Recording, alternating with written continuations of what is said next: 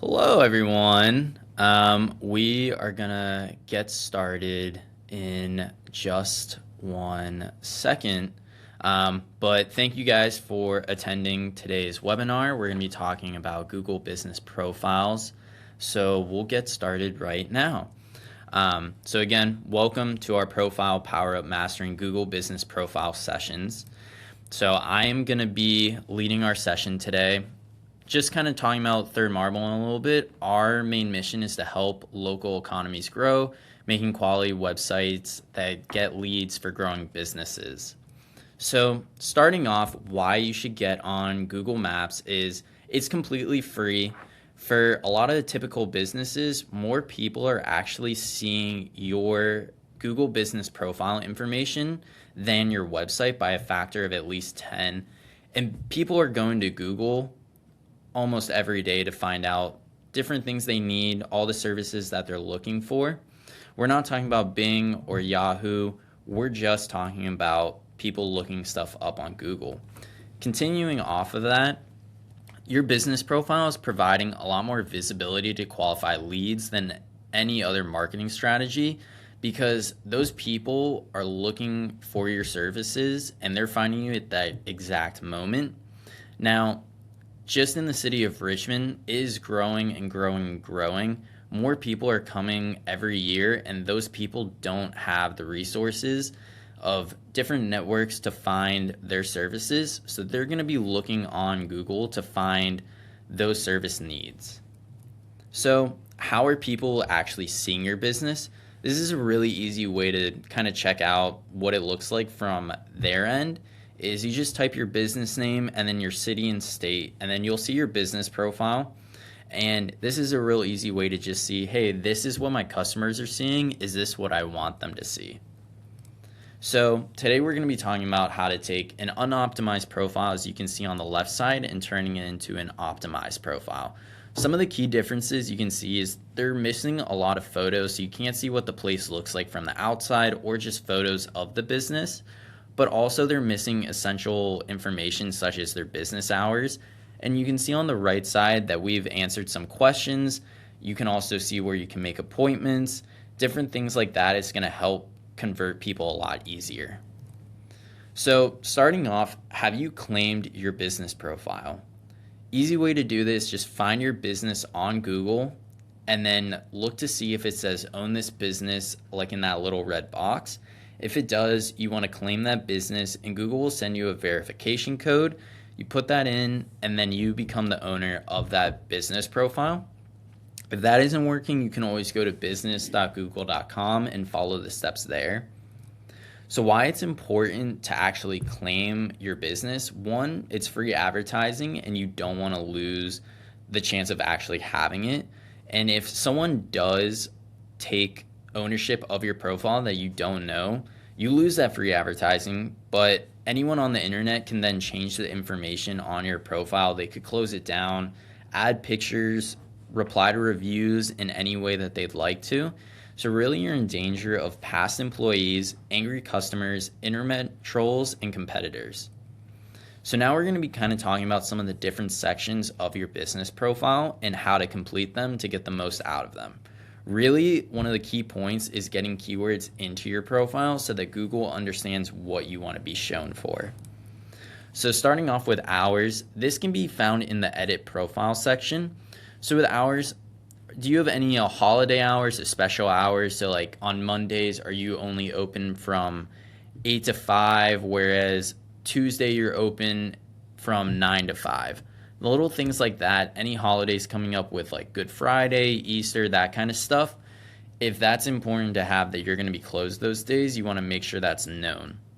You want to make sure you have is matching what you have on your website.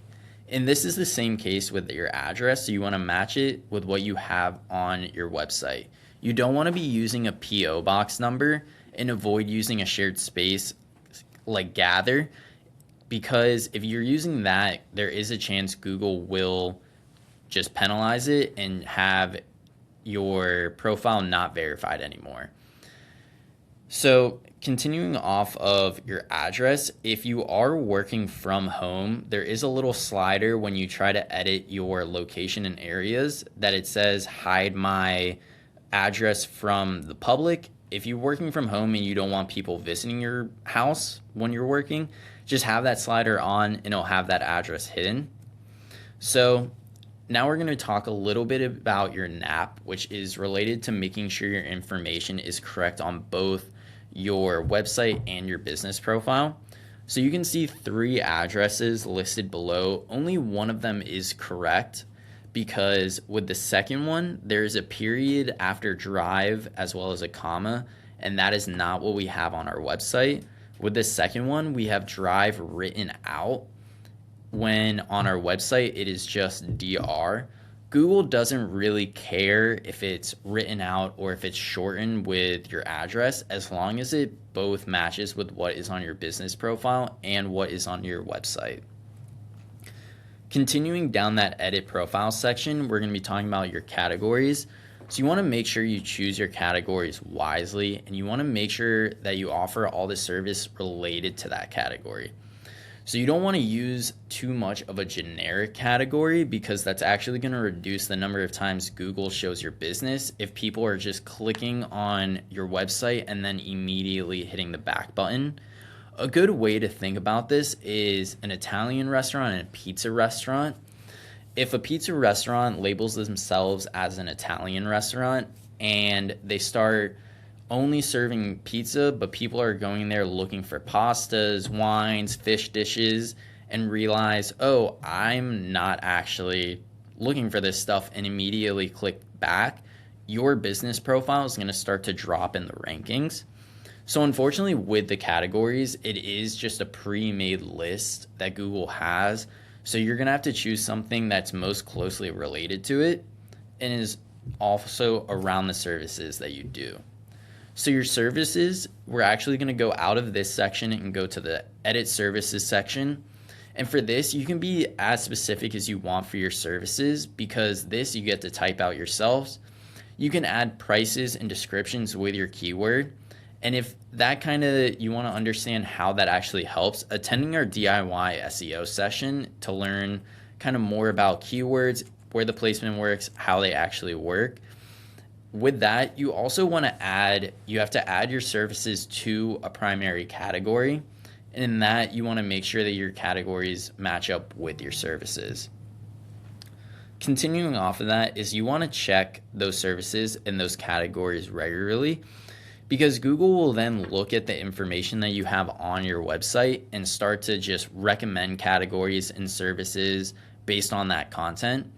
So as you can see, we don't do hot water heater installation. We don't do anything HVAC, but because we have blog posts about HVAC companies we've helped, Google then decides, hey, this is stuff we see on their website. We're going to put it on there instead. So finishing up with that is having your URL for your Google business profile can either be your homepage or your any other website page that you want, but that page should have a focused keyword and be optimized for your primary category. So as you can see with our primary category, it's internet marketing services, and that is the page that we have it going to. So this is important for getting more from your Google business profile and Google Maps for all the keywords that are related to your category. So this is some of the other topic that is covered in that other session that I was talking about. By all means, check that session out to learn a bit more. Now, one of the best parts about your business profile in that edit profile section is your business description. Google gives you 750 characters to describe your business, and you want to include the most important information there. And that's kind of talking about just throwing in keywords about your primary category, your year founded, what you do, who you are, where you serve, why they should hire you. So one of those unique selling points that sizzle, like, are you the best at what you do? Do you have the best pricing, best quality, something special? So like with us, ours that we highlight on is our work is done in-house and we do 0 contracts. So adding products to your business profile. So this is really an easy way to add your services as products is by just doing this. So what you're going to do is you're going to click add products, go to that add products section, and then there. And then you're going to get prompted with this little section that has you put in your product name, the category that it relates to. You can put in a price if you would like to. If it's a range, we always suggest just putting in the lowest amount, and then it allows people to click on it and go to the actual part of your website that has that service. And then you can include a description with that. You do need to add a photo here. So you can just add, as we have like with our Google Ads management, just a straight logo, or you can have a picture that is related to that service.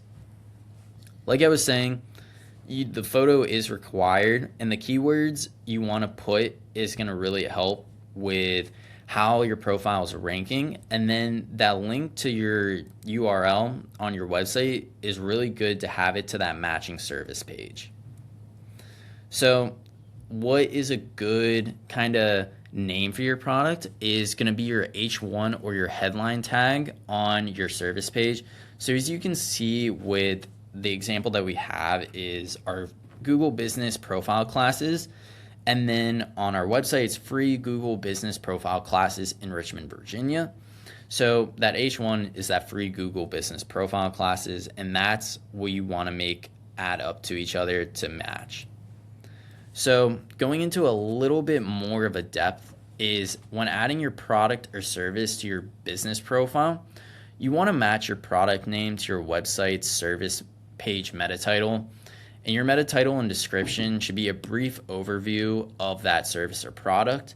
And if this is something that's unfamiliar with you, again, we go into a deep dive on this stuff in our DIY SEO session. But it's very easy to find if you just look up where you need to look for your H1, H2 tags, and where you can find those meta titles and descriptions. So engaging with your profile, there's a lot of different ways you can do it, but the three main ways that we suggest is posting, adding pictures and videos, and then replying to both positive and negative reviews. And engaging with your profile on a weekly basis is going to lead to those higher rankings, more interactions, and more credibility. So what is actually posting to your business profile? So there's a little section where you can make little posts, and a great way to interact with your customers and drive traffic to your website is to post about upcoming sales and promotions, new staff announcements, company updates, awards, industry updates, events. Really anything that has to do with your business or your industry is a great place to post it. You only want to post items relevant to your business products and services. If it doesn't really contain your keywords, there's not really a point to posting it. One of the tips we give is if you've never posted before, start off with something simple you'd like to share, such as a new product, a new staff announcement, something like that, but be sure to include your keywords. And posts that include a phone number may be rejected, but you really shouldn't want to post a phone number in there since people are already going to be on your business profile and your phone number should already be there. So adding photos to your profile is very easy. Easy way to increase credibility as well as engage with your profile is you just go to the photos section, click on it, and then you just add photos there. You can add logos, cover photos, outside photos, or just general photos. And then finally, the third way that you're actually going to be able to interact with your business profile is by replying to reviews. So 90% of consumers are reading online reviews for local businesses.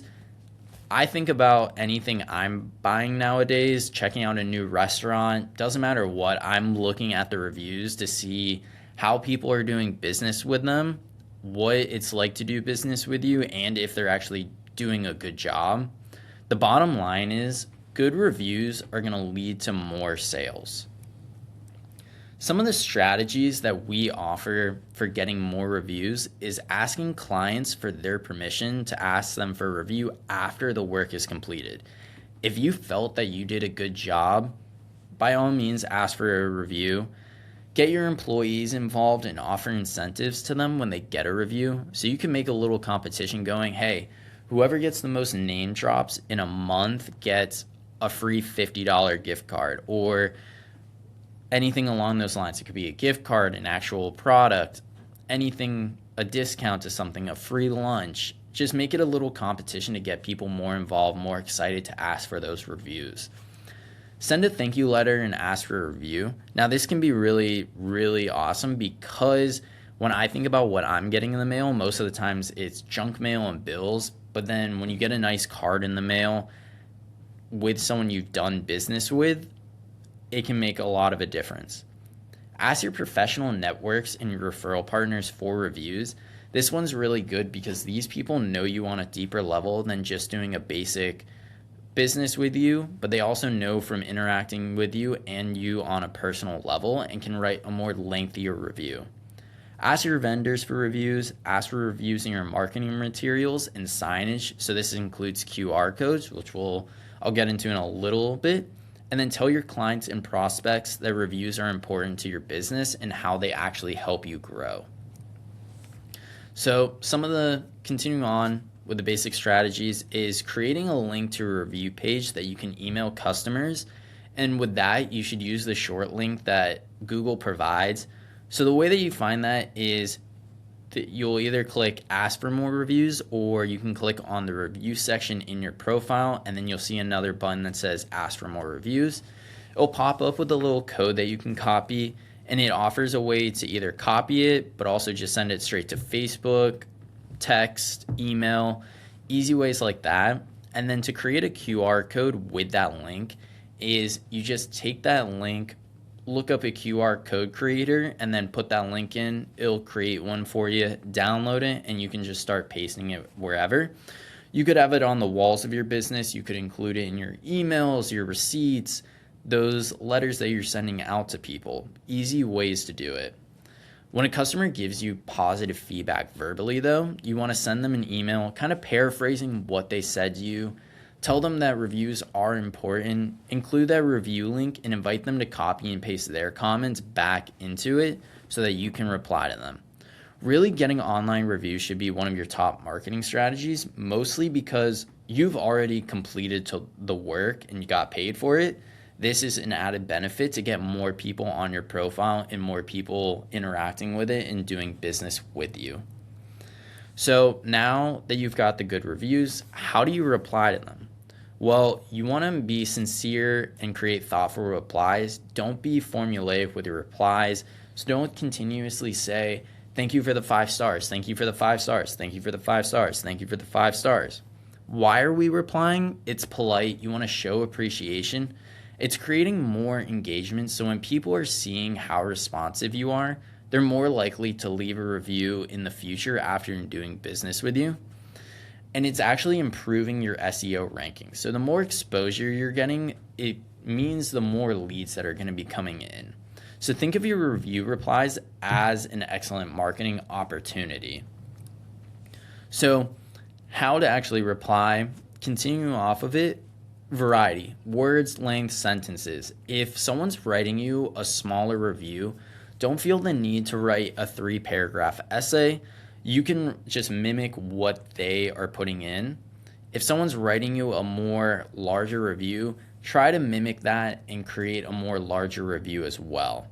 So you want to add keywords in every 2 to 5 sentences, especially if they did not add that into the review. Be sure to put that in your reply.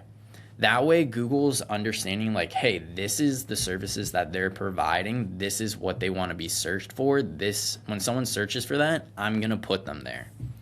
And the city names is important for every 3rd to 5th review because in that case, when Google sees, hey, you were doing business in this area, it says, oh, okay, when someone starts searching up in that area, we're going to start pushing up your profile a little bit more, higher and higher every time if you're continuously doing business in those different areas. So it's also seen as a marketing opportunity to inform, educate, upsell, cross-sell, invite the customer to take other actions, invite them to tell their friends, hey, you might want to check out these services next time you're looking at our website, or hey, in the future, here's another service that will be up your alley. So You could do 100 things the same exact way, but someone might just not agree with the way that you've done it and leave a negative review. And how do we benefit from a negative review or make the most out of it?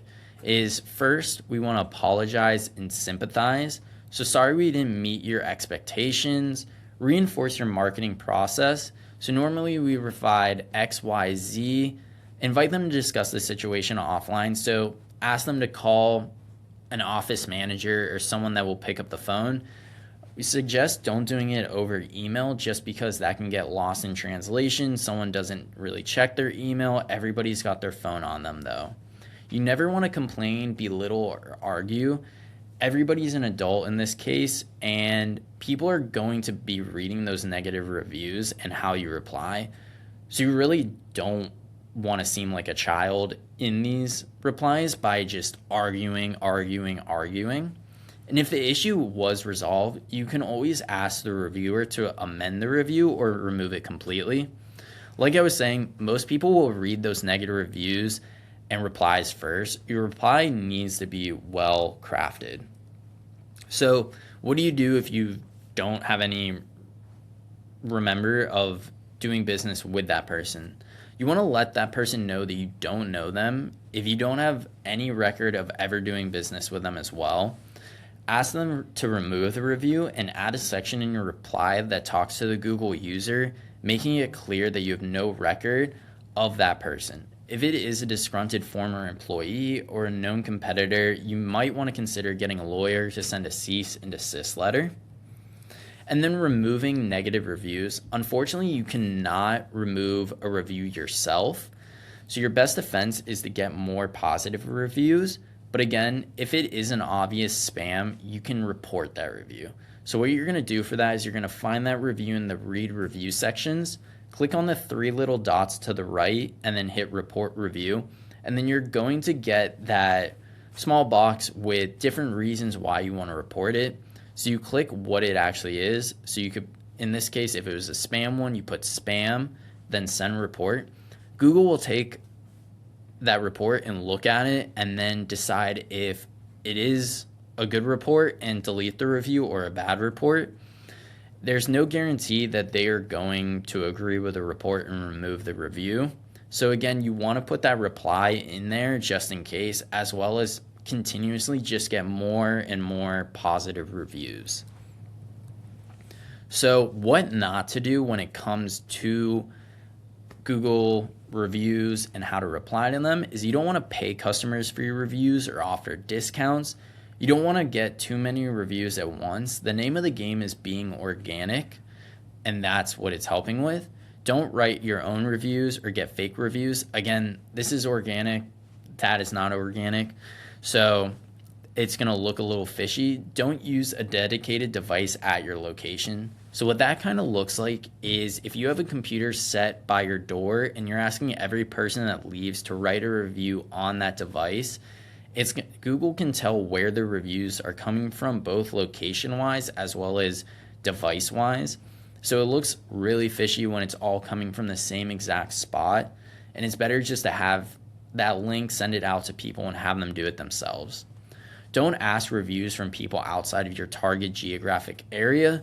It just looks weird if you're only doing business in the state of Virginia, and you're getting reviews from California, New Mexico, New York. It doesn't look right, and Google could potentially start making your profile start popping up in those areas, and you're going to start getting calls, but also your click-through rate's going to start dropping if that continues to go on. Now, the big one is review gating software, and this goes against Google's policies, and this is an automated system that kind of allows only positive reviews to be shown on your Google business profile. So a good way to think about this is if you had 5 smiley faces on your website, and from the left side is a frowny face and it goes up to the right side being a smiley face. If anybody clicks on less than a 4 or 5-star review, it sends them a link that has them talk to the office to talk about how they can make this review better and turn into a 5-star. And in doing so, you're not allowing the negative reviews to be shown, but just the positive reviews. And if you're doing this, you're in running risk of getting your profile blacklisted. What it means to get blacklisted is your profile goes down, your website goes down. You pretty much have to start from square one. Google might reject just your business name in general, and you'll have to rename it, create a whole new profile, create a whole new website, everything brand new. So there are some scams that people do like to just run, and these are some ways that you just need to be aware of, as well as how to deal with them. So kind of like we talked about in the beginning of this session, is this map pin is moving the pin of your address all the way to a different location.